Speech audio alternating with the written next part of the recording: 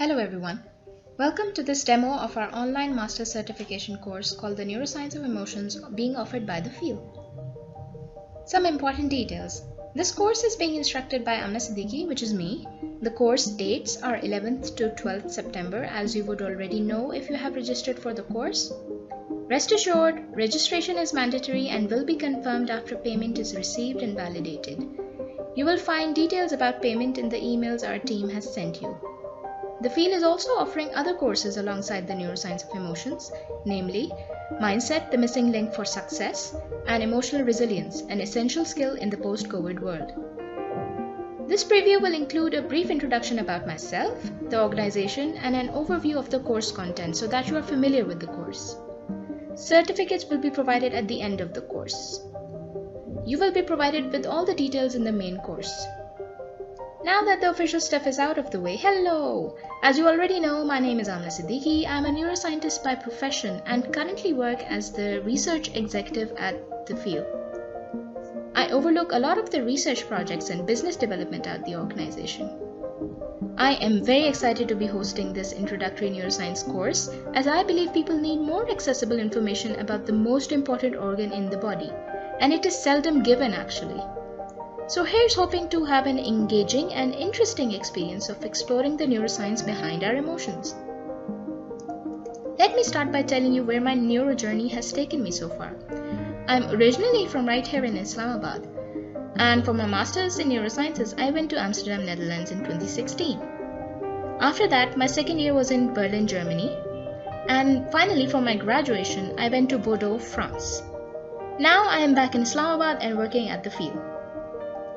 Here are some accolades that I have garnered along the way. I received 2 gold medals during my bachelor's in biosciences from ComSats Islamabad, and then was able to secure the Neuroscience Gold Excellence Scholarship for my master's degree.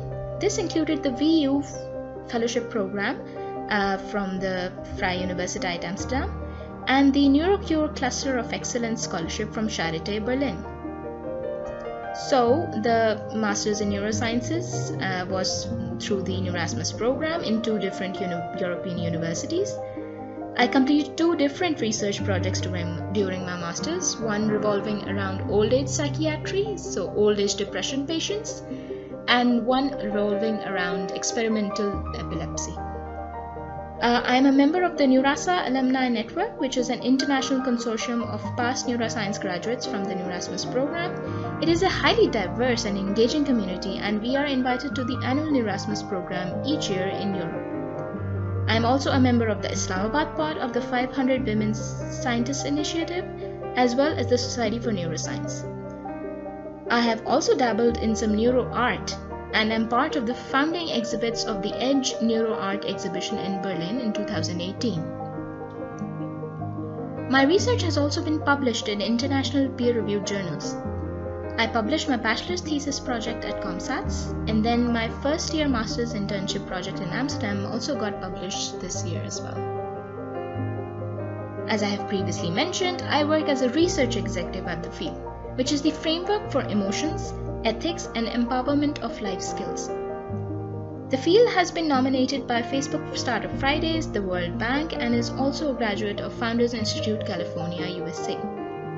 The organization is providing consulting services to a number of high-profile clients, including Center for Professional Development and the US Embassy. You can learn much more about Field's ongoing projects and community engagement on our Facebook page. Well, we've established that I'm a neuroscientist. But what do I feel is my biggest flex as one? Well, I have managed to get a picture with the iconic Eric R. Kendall at the 2018 FENS Forum of Neurosciences in Berlin.